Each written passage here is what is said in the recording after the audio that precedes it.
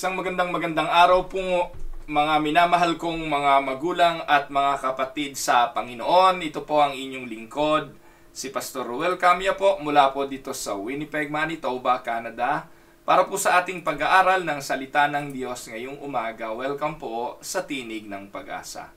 Dalangin po ng aking puso na datnan po kayo ng pamamahayag na ito na kayo po ay nasa mabuting kalagayan.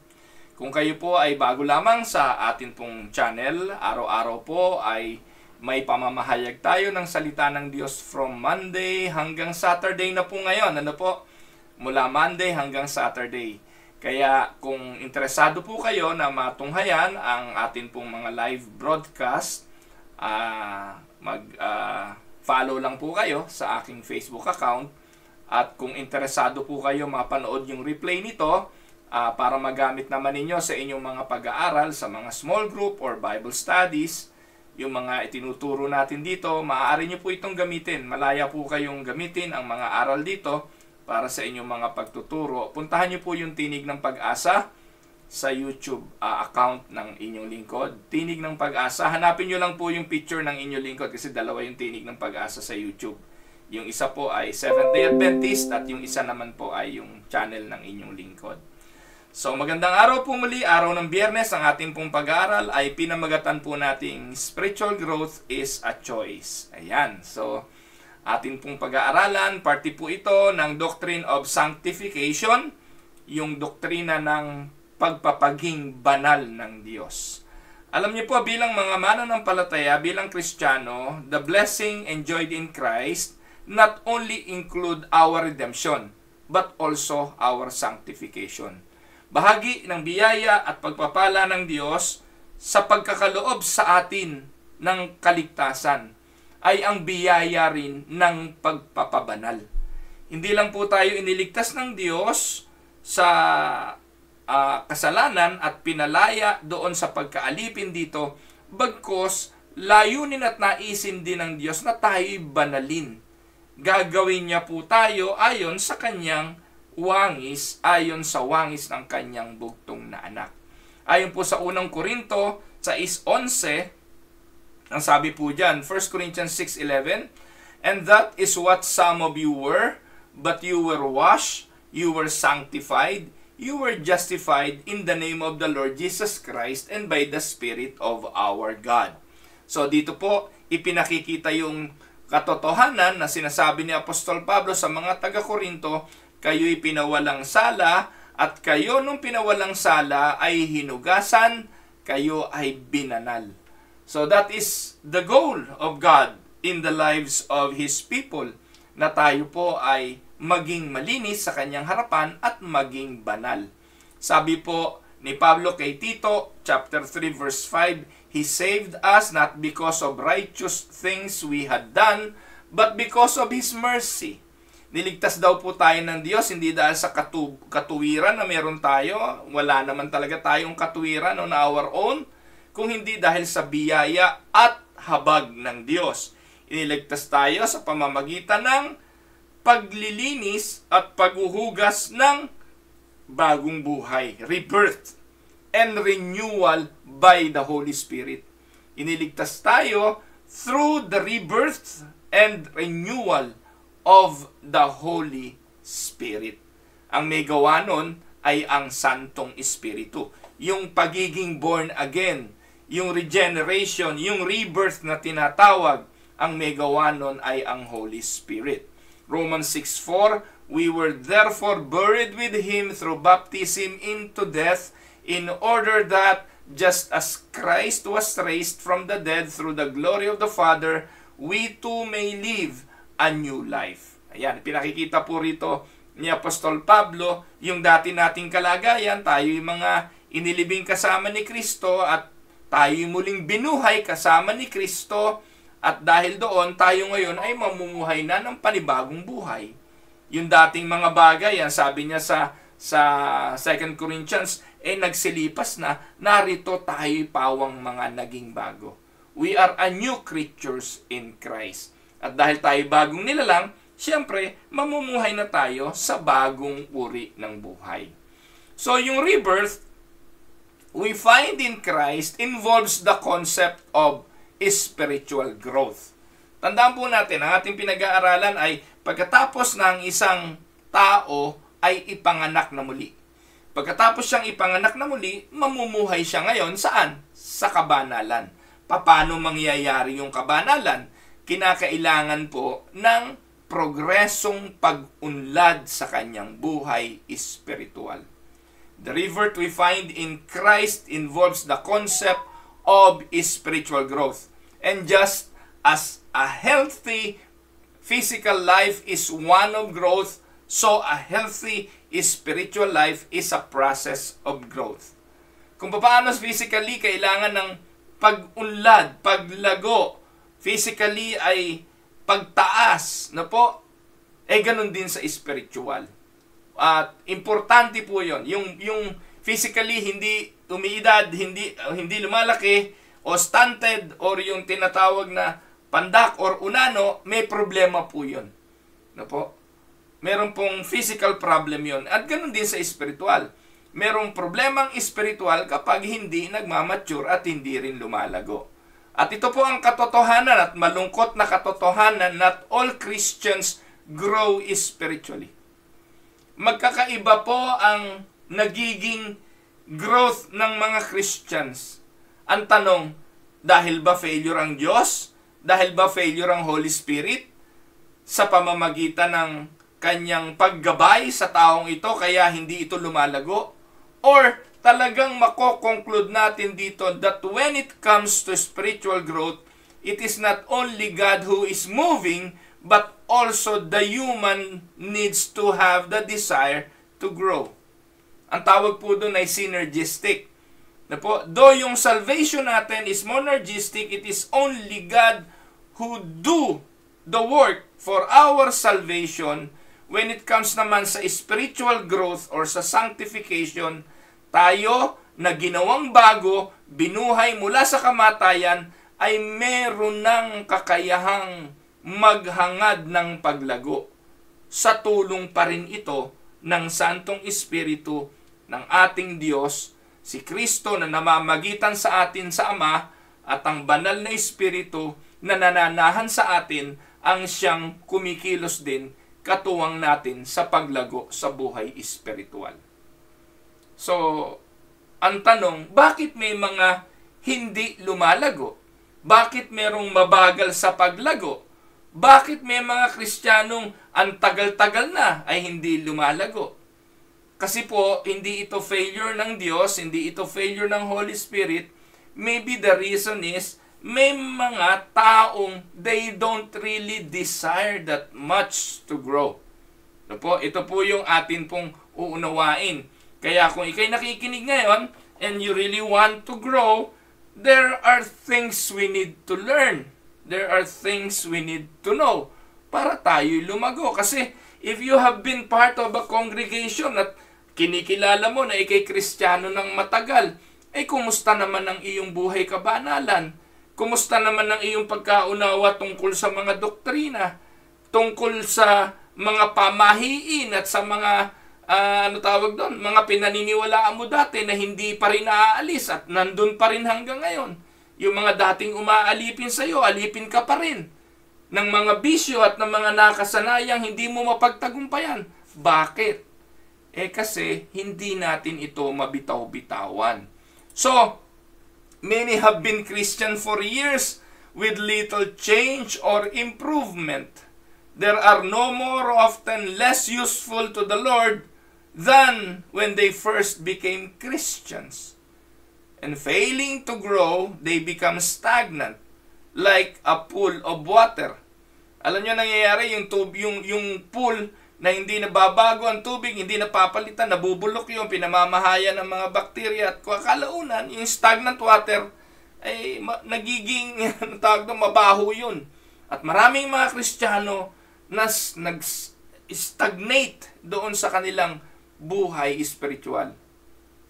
Anong dahilan? It is because, take note, that spiritual growth is a choice. And take note that spiritual growth doesn't happen by default. Hindi katulad ng physical growth yan Alam niyo ang physical growth, kapag walang problema, ano po, lalago, lalaki, uunlad by default. Kasi yun naman talaga yun naman talaga ang process ng buhay ng tao eh. Hindi naman nananatiling baby yung sanggol, hindi naman nananatiling sanggol eh. Kapag normal ang isang sanggol ng isinilang, kailangan lang ng kumpletong nutrisyon, ng tulog at pag-aalaga, eventually it will automatically grow. Hindi po siya mananatiling sanggol. Kung physically, by default, ay may process, merong growth, sa spiritual po, like emotional maturity, occurs only when we desire to grow. Magkaiba. Ang physical at spiritual magkaiba in terms of how they grow. Sa spiritual, kagaya ng emotional maturity, tinatrabaho yan eh. Kailangan po merong gawin ang tao in order for a man to grow emotionally. Ganon din naman sa spiritually. It is a choice. If we do not make that choice and stick to it, there will be no spiritual growth. So kaya mahalagang pag-aralan ito at pagbulay-bulayan natin ito para tayo mismo sa ating mga sarili magkaroon tayo ng evaluation. Lagi natin pinagmamalaki, alam natin yung date ng na-born again tayo, alam natin yung date kung kailan tayo na-convert, alam natin yung date kung kailan natin nakatagpo si Jesus. Pero ikumpara mo, simula nung ikaw ay sinasabi mong nakakilala kay Jesus hanggang ngayon, ano na ang naging growth? Ganun pa rin, magagalitin ka pa rin, matatampuhin ka pa rin, iubod mo ng reklamador, walang nagbabago sa buhay mo. Ang nabago lang sa buhay mo, nagsisimba ka na linggo-linggo, pero wala pa rin. Emotionally, immature. No? Spiritually, wala kang alam. No? Yung mga Bible verses man lang na dapat alam mo na bilang Kristiyano, namimili ka lang ng gusto mo, yung maganda lang pakinggan. Pero when it comes to your spiritual growth, wala rin. Why? Because you don't take spiritual life seriously. You don't believe that you have a part in making your spirituality grows. Walang iniwan niya sa karir eh. Maraming mga tao pumili ng karir pero walang tawag doon? Hanggang ngayon, walang napipili. Papalit-palit, palipat-lipat. Minsan, ganun din ang tingin natin sa pananampalataya eh. Maraming mga tao na ang tingin sa pananampalataya eh. Parang damit lang na palit-palit, lipat-lipat. Nakarinig ng konti rito, dagdag. Nakakuha ng konti doon, idadagdag. Halo-halong kalamay, kaya walang growth. Hanggang ngayon, nakarinig lang ng konting masakit. Doon sa sermon ng pastor, lipat doon sa ibang simbahan. Hanggang sa pupunta ka nga sa simbahan ng mga kulto. Kasi doon sa simbahan ng mga kulto, walang masakit doon eh. Hindi nagsasabi ng totoo yun. Walang gagawin yun, kundi bulahin ka ng bulahin para maisahan ka. At doon maraming nagsisiksikang mga tao ngayon sa ganong klase ng mga simbahan. Yung sila'y niloloko, mas gusto pa nila yon. Yung sila'y binobola, na alam nila na namumuhay sila sa kasalanan pero bobolahin lang sila, okay lang, sige dyan lang kayo. Hindi mo maririnig sa pulpito yung mga sermon tungkol sa mga masasakit na sinasabi ng Biblia tungkol sa parusa ng Diyos sa mga kasalanan dahil iniiwasan ito ng maraming mga kultong relihiyon ngayon. So, bakit natin pinag-aaralan ito, Pastor Ruel? Bakit natin kailangang unawain ang spiritual growth? Naniniwala po tayo na spiritual growth is commanded by God. So, it is very important for us to study this. So, it was commanded by God implicitly, take note, implicitly stated in the Great Commission. Clearly implied. Hindi man directly na binanggit yung spiritual growth, it was implied. Ano pong ibig sabihin nun? Tingnan natin ang mga talata. Matthew 28:18-20 says, Then Jesus came to them and said, All authority in heaven and on earth was given to me. Therefore, go and make disciples of all nations, baptizing them in the name of the Father and of the Son and of the Holy Spirit, and teaching them to obey everything I have commanded you. So dito po mga kapatid, ang binibigyan ng emphasis ay dalawang bagay na mahalaga. Jesus commanded His apostles to make disciples of all nations. Go and make disciples of all nations. And part of that being a disciple, nagpapabaptize. No? Yung ibang relihiyon, ang concentration diyan ay doon sa baptism, doon sa baptizing. Pero ang intention diyan is to make nations a disciple of Christ, make people a disciples of Christ, preach Christ to these people, at by product of making Jesus known to them ay ang pagpapabautismo. So ang utos dyan is to make disciples, not baptizing people. Na kaya yung ginagawa ng iba, bautismo ng bautismo, lubog dito, lubog doon, buhos dito, buhos doon. Pero ang utos ay ang pagiging disipulo. At bahagi ng pagiging disipulo ay ano? Turuan silang sumunod sa lahat ng ipinag-uutos ng Panginoon. At ang pagbabautismo ay isa lang sa dapat na utos na kanilang matutunan. So baptism was not the emphasis there. The emphasis is discipling nations, and discipling nations includes teaching. Ito ang problema eh. Ang dami ngayon, ang dami po ngayon, ano tawag doon? Evangelize, pupunuin ng simbahan, dadalhin sa simbahan, hindi naman tinuturuan. Kinikip yung mga miyembro, pero hindi naman tinuturuan. Inaaliw lang ng inaaliw. Kaya aaliwin saan? Aaliwin sa mga kantahan, mga emotional appeal, iyakan, lundagan, sayawan, entertainment, most of the time, emotionalism. Pero teaching them ang utos. Teaching them was a commanded words by the Lord. A command by God. Because that will produce what?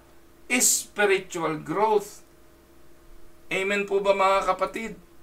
Implicit in the command to teach is that disciples would be obedient learners, constantly growing as they learned and obeyed their Lord.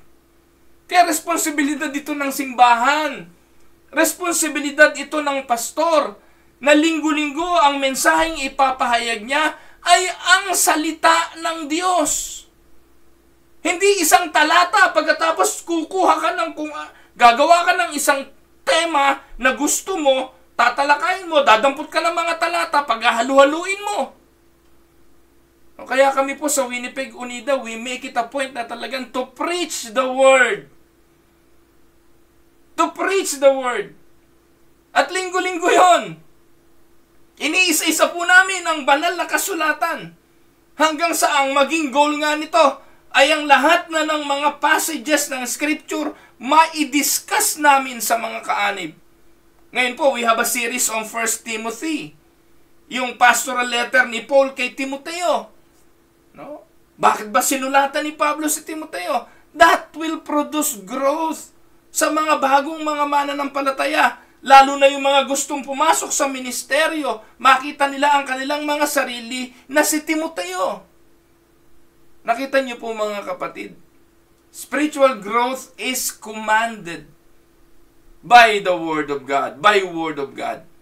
It is not only implied, it is explicitly stated in the apostolic epistles. Unahin natin si Peter.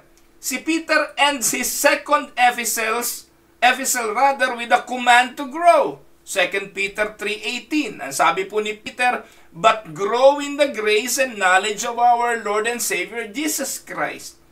He encouraged believers, readers, and us in our time to grow.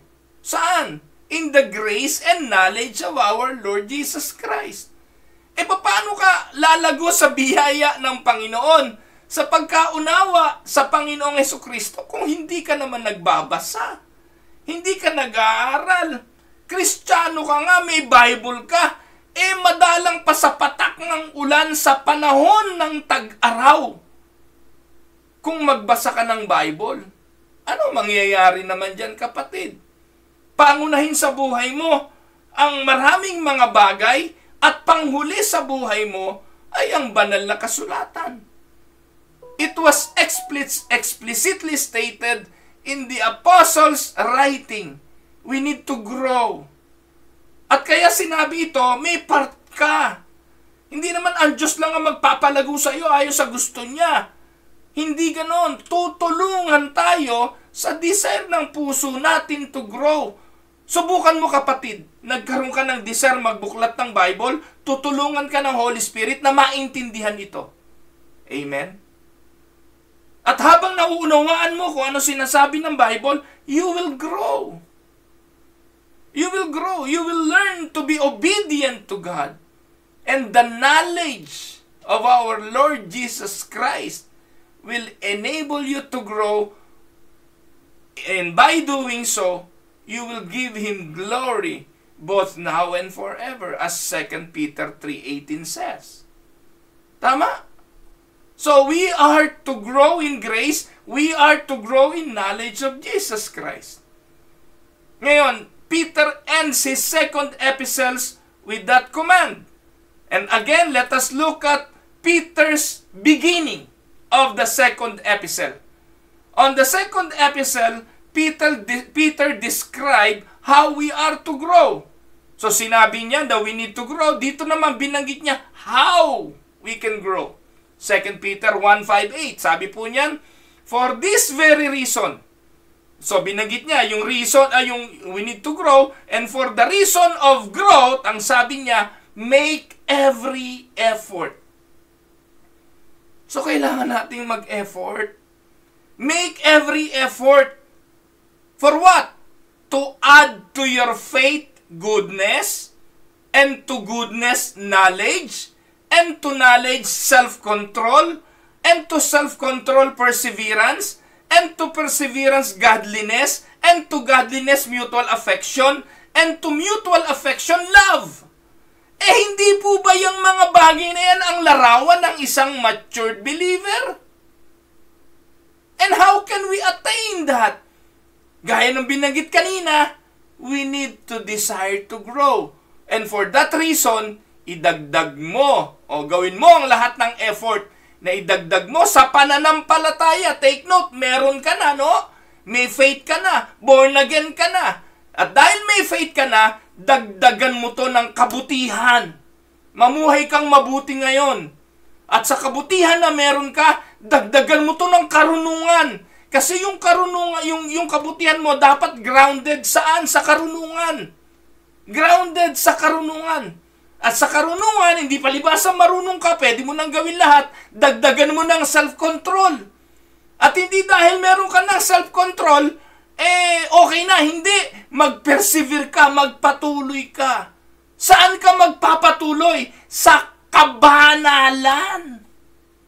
Sa pagiging makadiyos.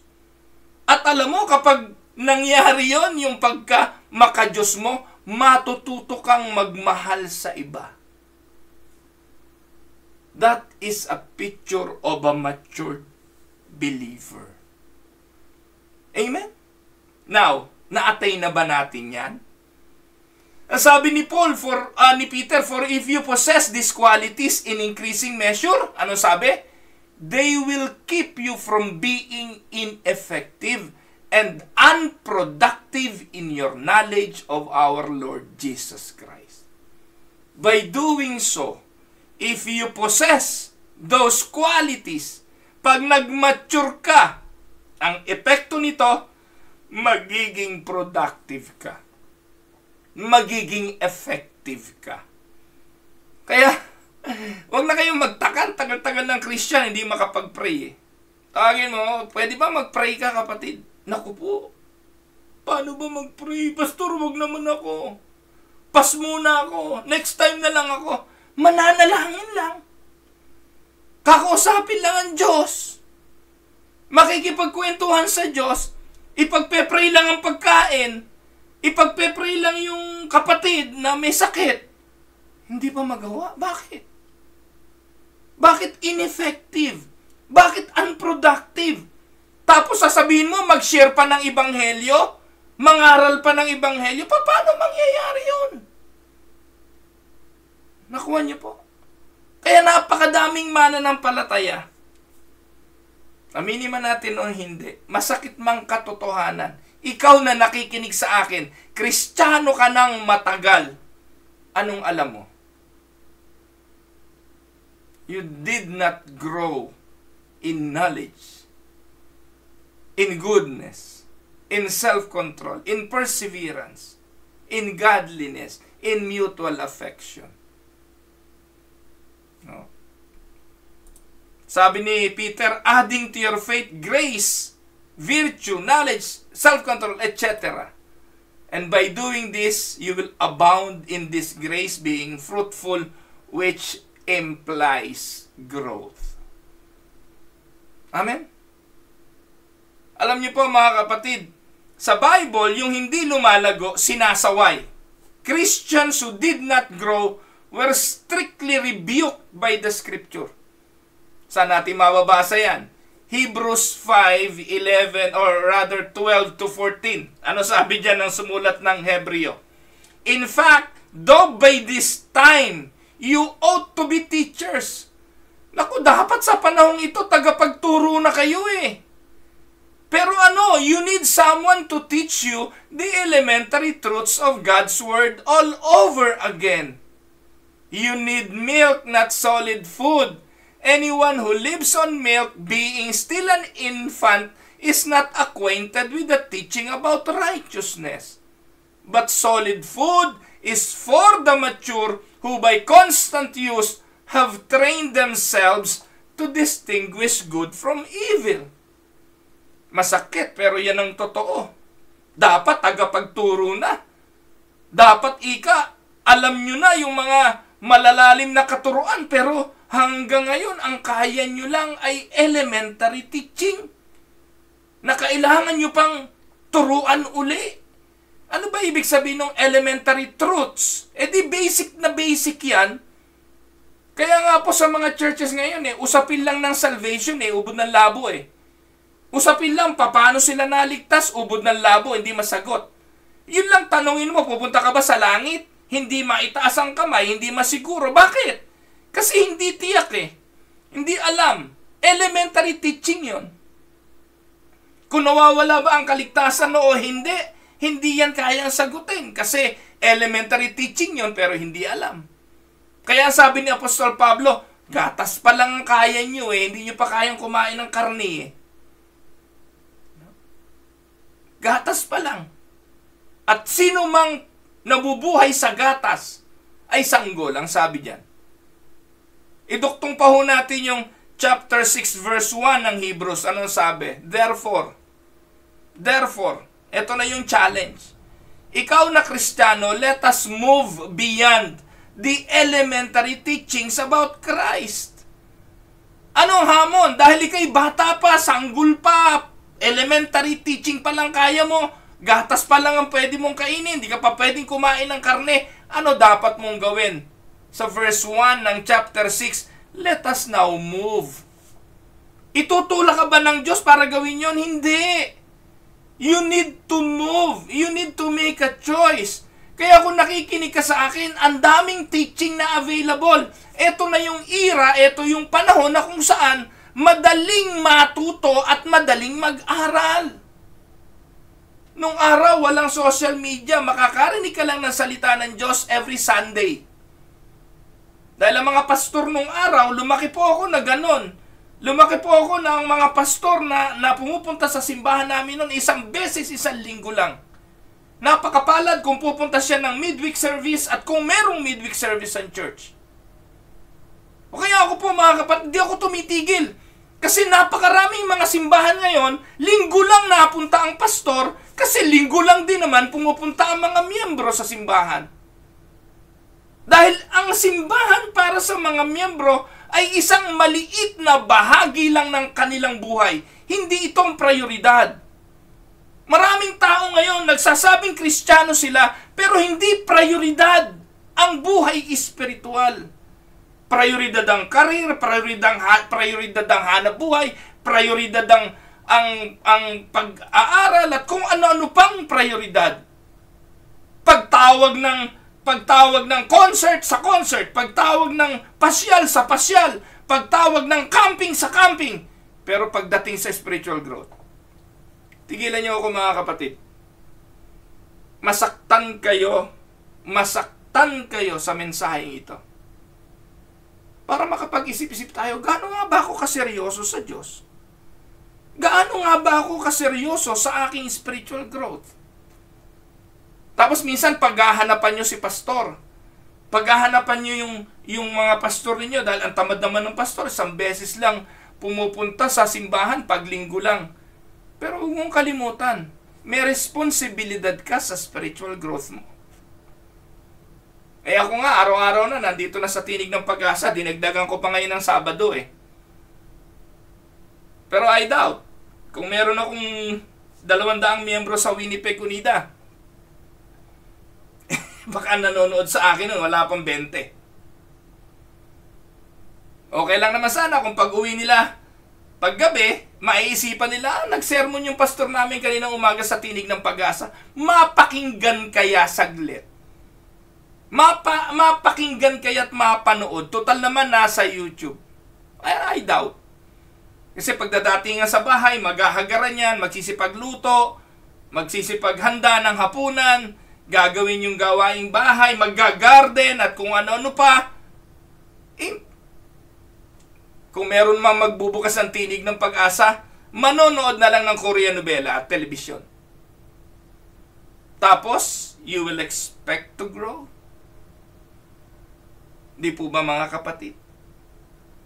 Tapos aasahan mo, lalago ka. You will not grow for that. Or with that kind of a lifestyle. You need to have the desire. Spiritual growth is not an option that reserved for a few select Christians. The Word of God commands us to grow.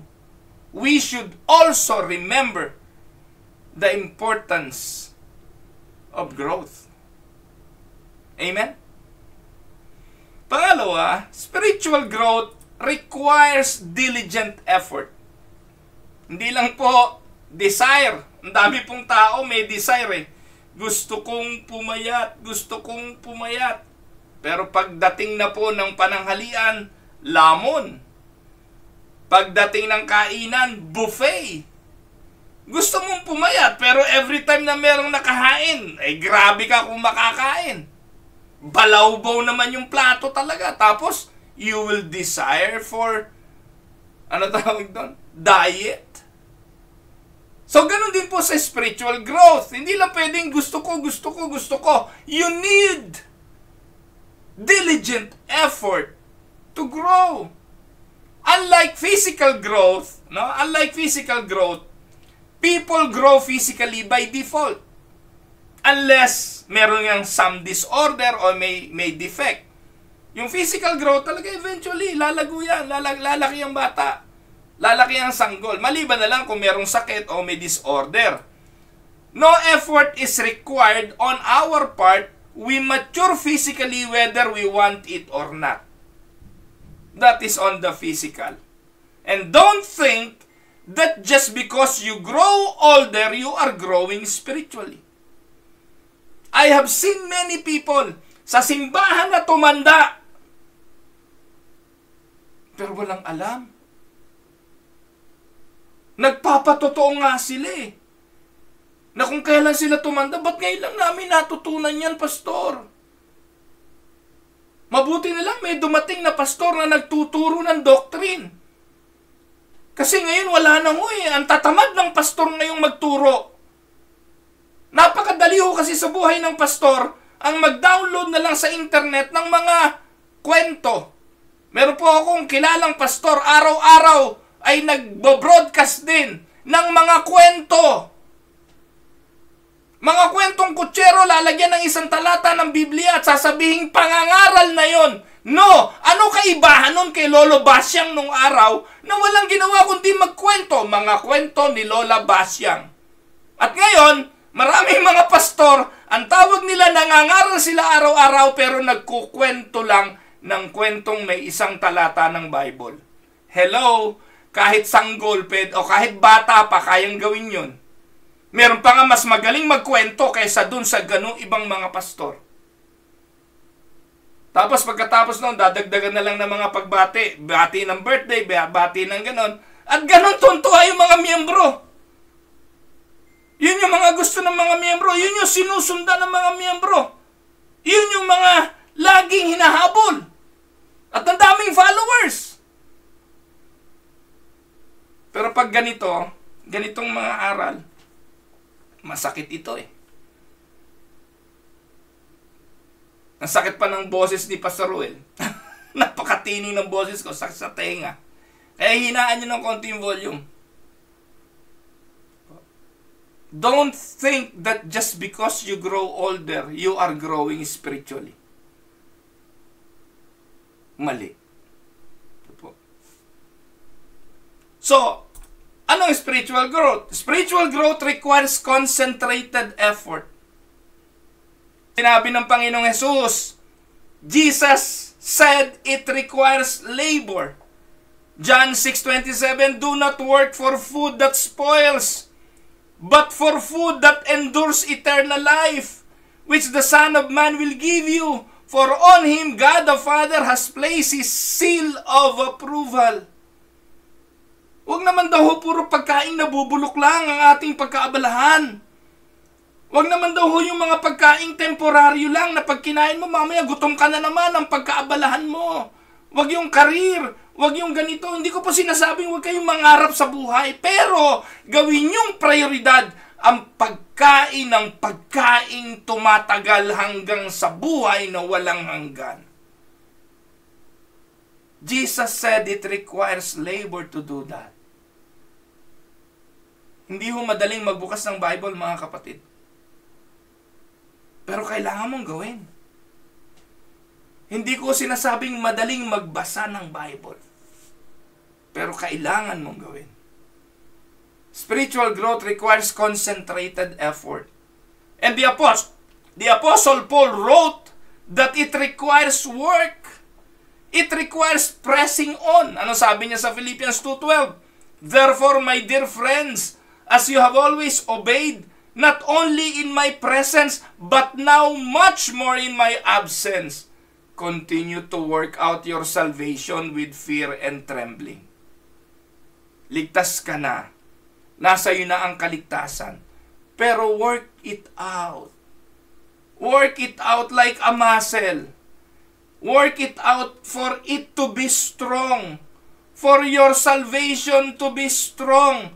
For your salvation to bear fruits. For your salvation to grow more. Work it out, ang sabi ni Paul. Philippians 3:13-14, brothers and sisters, I do not consider myself yet to have taken hold of it. But one thing I do, forgetting what is behind and straining toward what is ahead, I press on toward the goal to win the prize for which God has called me heavenward in Christ Jesus. Hindi tumitigil si Pablo. Sabi niya, hindi ko sinasabing naabot ko na, nagpapatuloy pa ako. Ang daming Kristiyano, parang mas matindi pa kay Pablo. Parang sila naabot na nila lahat. Eh si Pablo nagpapatuloy pa ayon sa kanyang sarili. Samantalang yung iba, parang abot na nilang lahat. Si Peter wrote that it requires diligence. Jesus said it requires labor. Paul said it requires pressing on and work. But Peter wrote that it requires diligence. 2 Peter 1:5. For this very reason, make every effort to add to your faith goodness, and to goodness knowledge. Chapter 1 verse 10 and 2 Peter, therefore, my brother and sisters, make every effort to confirm your calling and election. For if you do these things, you will never stumble. Alam niyo po, like physical, take note of this. Like physical health, spiritual growth requires regular exercise. 1 Timothy chapter 4 verse 7 to 8, ano sabi diyan? Have nothing to do with godless myth. Ayan. Ano sabi diyan sa Tagalog? No. Huwag na kayong makisali, huwag na kayong makigulo doon sa mga mythology, sa mga pamahiin, doon sa mga salawikain, mga kwentong bayan. Kasi pag ang alam mo pa rin ay ang mga pamahiin, ang alam mo pa rin ay mga kwentong bayan ang sabi, no, palatandaan niya ng immaturity. But rather train yourself to be godly. Kung yung physical training daw ay may value, mas matindi ang value ng godliness. Amen? Take note, spiritual growth is not easy. We must work it today, tomorrow, and always. Amen? But we can take comfort in knowing that spiritual growth is a choice. It is your choice. But, wag nating kalimutan, though spiritual growth is a choice, spiritual growth is assisted by God. We are not alone on our efforts. While we work out our salvation, God is working in us. Ano po sabi ng Philippians? Ang linaw naman yan. Philippians 2:12-13. Therefore, my dear friends, as you have always obeyed, not only in my presence, but now much more in my absence, continue to work out your salvation. Hindi po sinasabi rito na ikaw ang gagawa ng kaligtasan mo. Ang ibig sabihin dyan ni Pablo, may kaligtasan ka na dyan. Binigyan ka na ng Diyos ng kaligtasan. Born again ka na. Pero hindi ka titigil doon, ipagpapatuloy mong i-workout yung kaligtasan mo. Katulad ng muscle, may muscle ka na, pero mag-workout ka para lumaki yung muscle mo pa. Ganun ang ibig sabihin niya, no? Pero sa verse 13, nililinaw ni Paul dito, hindi naman tayo lang ang kumikilos. Hindi naman tayo lang ang gumagawa. Ang verse 13, ang sabi niya, it is God who works in you to will and to act in order to fulfill His good purpose. So, inuutusan tayo na mag-workout, pero ang sabi ni Paul, magagawa mo lang naman yan dahil sa tulong din ng Diyos. Amen? Kaya hindi rin natin dapat ipagmalaki, kaya ako naging mature. Kasi ganito ang ginawa ko, ganito ang ginawa ko. No. Kaya mo lang nagawa yon dahil tinulungan ka ng Diyos. Kaya nga sa lahat ng mga bagay, ano man ang ating ginagawa, kumakain man tayo umiinom, gawin natin sa kalooban ng Diyos at sa kapurihan ng Diyos. Amen po ba mga kapatid? Just as He was with us in producing our new birth. Titus 3:5, He saved us not because of righteous things we had done, but because of His mercy. He saved us through the washing of rebirth and renewal by the Holy Spirit. It was the Holy Spirit who gives birth to us, and it was the Holy Spirit who renew us. Amen? God desires to complete the work He started when He saved you. Philippians 1:6, being confident of this, that He who began a good work in you will carry it on to completion until the day of Christ. Take note, we are strengthened by God in our efforts. He strengthens us by His Spirit in our inner man. Ephesians 3:16. I pray that out of His glorious riches, He may strengthen you with power through His Spirit in your inner being. He empowers us with unimaginable power that is in us. Ephesians 3:20. Now to Him who is able to immeasurably more than all we ask or imagine, according to His power that is at work within us. And He provides armor. He provides armor to stand strong in the power of His might. Ephesians 6. Finally, be strong in the Lord and His mighty power. Put on the full armor of God so that you can take your stand against the devil's schemes. Kaya mga kapatid, walang excuse. There is no excuse not to grow, for Christ strengthens us. Ephesians chapter 4:13, I can do all things. No po? When it comes to growth, when it comes to maturity, ang sabi ni Paul, I can do all things. Naranasan ko na lahat. Naranasan kong magutom, naranasan kong maging sagana, naranasan ko ang lahat. At lahat na ng bagay magagawa ko dahil sa lakas na kaloob ni Kristo. So when it comes to growth, maturity, kaya natin sa tulong ng Diyos. With God as our helper, as our aid, spiritual growth is possible. Amen? Hindi po ito magiging mediocre growth lang, but spiritual growth beyond what limits we might think hinder us. At pangapat, mga kapatid, we are blessed by God. Blessing begins in this life. As we grow in grace, we are blessed as we grow in grace. We experience the blessing of the grace in which we stand, such as peace with God, rejoicing in hope. And as we grow in the knowledge of Jesus Christ, we experience the blessings of adding virtue, knowledge, self-control, etc. to our faith, such as a victorious life in which we do not stumble so as to fall. 2 Peter 1:10. So that is the blessing. The blessing of God in this life. It begins in this life. Pero hindi lang ho dito sa buhay na ito, maging sa kabilang buhay. The blessing continue in the life to come. Yung nga daw pong ginagawa natin ngayon will follow us. The good deeds that we are doing today will follow us. No, we will experience an abundant entrance into the everlasting kingdom.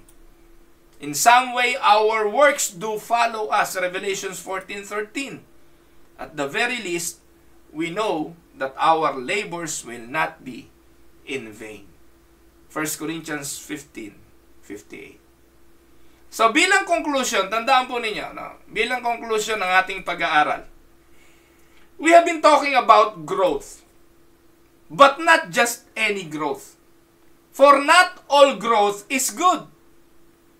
Pinag-uusapan natin ay growth, pero hindi lahat ng growth ay mabuti. Naranasan nyo na ba magkaroon ng ingrown? Yung ingrown, di ba? Yun yung kuko na nag-grow. Yung kuko natin, nag-grow yan eh. Pag nag-grow yung kuko at tumama yung dulo, yung ingrown doon sa laman, masakit yan. Have you experienced to have an ingrown? Hindi ho magandang growth yon. Hindi po ba? At sa Bible, marami pong growth na hindi maganda. Una, the heart of some grow dull. The love of many grow cold. There is the danger of growing weary in doing good. There is a possibility of growing corrupt according to deceitful lust. And there is a danger of growing wanton against Christ. And there are those who grow worse and worse, deceiving and being deceived. Yan po yung mga growth na hindi maganda. Hindi palibasa nag-grow ay positive at hindi palibasa nag-grow ay pabuti. Maraming nag-grow pasama. And like the growth of a cancerous cells, the wrong growth can be deadly. At marami po tumanda lang pero walang pinagkatandaan. Masakit, pero yun po ang katotohanan. We have been talking about spiritual growth, the kind of growth that is 1. Commanded by God. 2. Requires diligent effort. 3. Assisted by God. And 4. Blessed by God. It is this kind of growth that Peter enjoined us as he closed his epistles in 2 Peter 3:18. Now, mga kapatid, what kind of growth is taking place in your spiritual lives? Is it a deadly kind of growth that create dull hearts, that love that is cold, or weariness in doing good, even moral corruption? Or is it a vibrant kind of growth which we are abounding in love, joy, and peace, being faithful and fruitful in our service to the Lord Jesus Christ? The one kind of growth is often the result of neglect, while the other kind of growth comes only when we make the right choice and with the help of the Almighty God. Amen? Mga kapatid, ito po ang inyong lingkod, si Pastor Ruel Camya po, mula po dito sa Winnipeg, Manitoba, Canada, para sa ating pag-aaral ng salita ng Diyos ngayong umaga, dito po sa Tinig ng Pag-asa. Pagpalain po kayo ng ating Panginoon.